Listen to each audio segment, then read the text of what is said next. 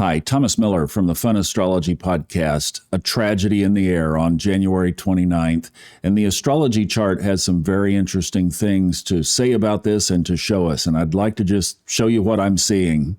The chart I'm using was from the 29th, Wednesday evening at 8:48 p.m. Washington, D.C. That's the time that the Defense Secretary, the new Defense Secretary, announced the next day that the accident occurred. And I'm going to just point out a couple of things here that for a starting place, and then I'm going to show you this over the United States chart, and that's where I really think it comes alive.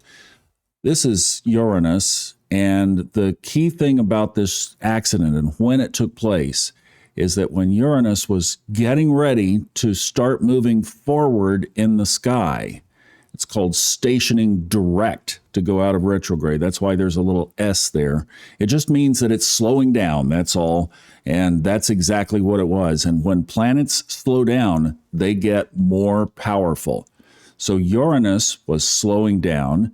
The other planet that was slowing down and had a big impact on this is almost next door here, is Jupiter, because it goes direct. It does the same thing on February 4th.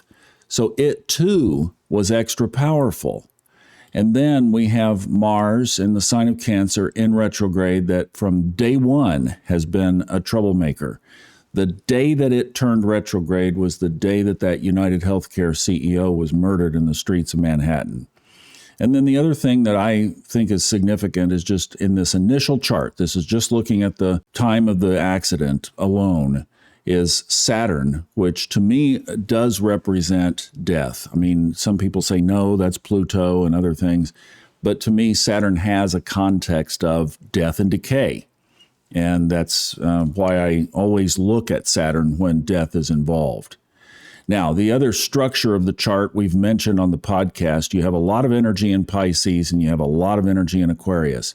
And here is Pluto, the planet of death in Aquarius. But I'm going to hop over all of that because I want to show you this over the United States chart.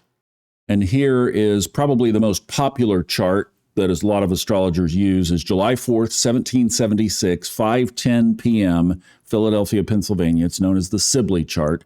And that's what's on this inside wheel here. And these are the original planets of the United States based on that time. And the rising sign is 12 degrees Sagittarius. A lot of people debate what the time was exactly and what you set the time to. I mean, what triggered the birth of the United States? But this is one that is widely accepted. And my podcast partner, Robert Glasscock, has, based on a number of different events in the history of the United States, rectified this chart as being accurate. So it does work. And I think also because of something so big that the United States, that other charts work as well. But this is where it gets really interesting. Is this crash. Remember we were talking about a minute ago, we saw that Uranus was right close to Jupiter. Now they are both positioned in the 6th house, and Jupiter particularly is sitting right on top of the United States Uranus. So this screams the shadow side of this whole composure being an accident. And Gemini, I mean, look at it. It's a dual sign. It's reflected by what many would say, oh, that's the Roman numeral 2. Well, that's exactly right. 1, 2, left, right, hot, cold, polarities, opposites. A divided sign, if you will. And we know that things in the United States right now are divided. And this accident took place in this piece of the pie called the 6th house. And I want to show you something specific about the 6th house. There's a book that Robert Glasscock has introduced me to, and I'm passing along. We talk about it on the Old Soul, New Soul astrology podcast quite a bit. It's by Mark Edmund Jones. It's out of print, as you can tell. Their copies are hard to find, but when you do and you can grab one at a decent price, it's definitely worth grabbing because in here, he has some of the best descriptions of the houses that you can find. And the 6th house in particular has about 10 and a half pages dedicated to it. But I want to read you one thing, and I typically wouldn't read something on a video. That's for an audiobook. But let me just read this one section that he says, that the 6th house relates to all services of safety.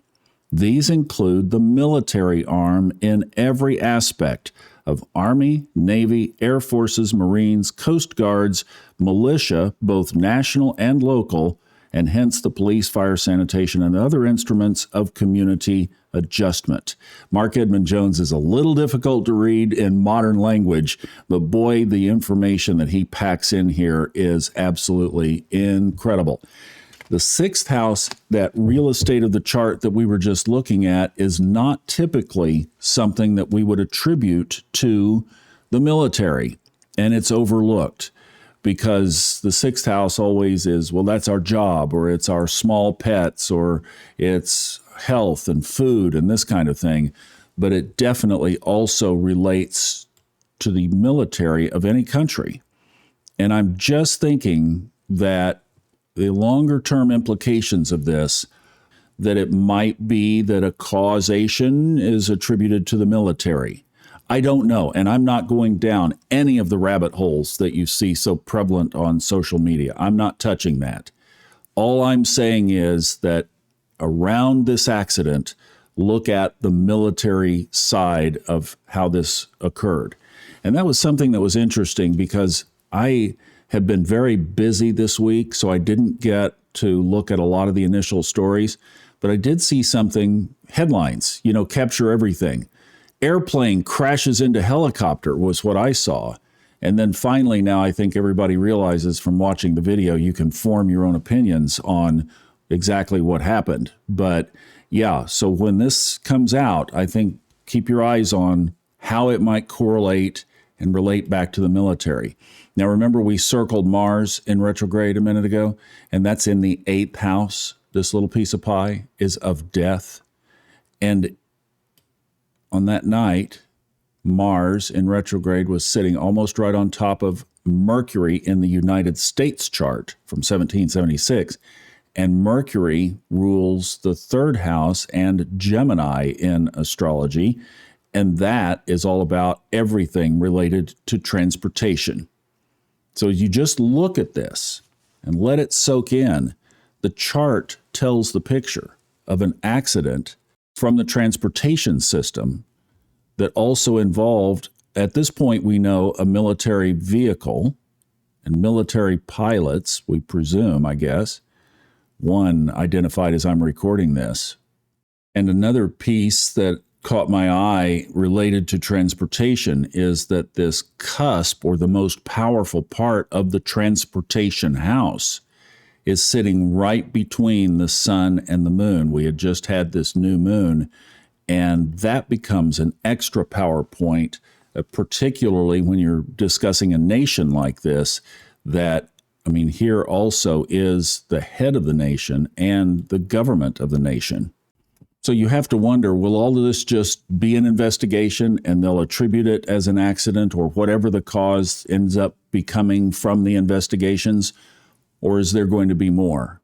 And from looking at that chart, I'm almost wondering, even if it doesn't get up to the public's awareness, maybe it's squashed like so many things are down here. Maybe the real truth is buried. Have no idea.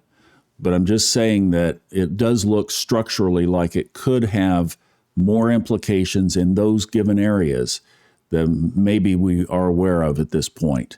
But that's the astrology of it that just jumps out. There are many other things that could be read in this chart, but my eyes just fell to this and I wanted to pass it along.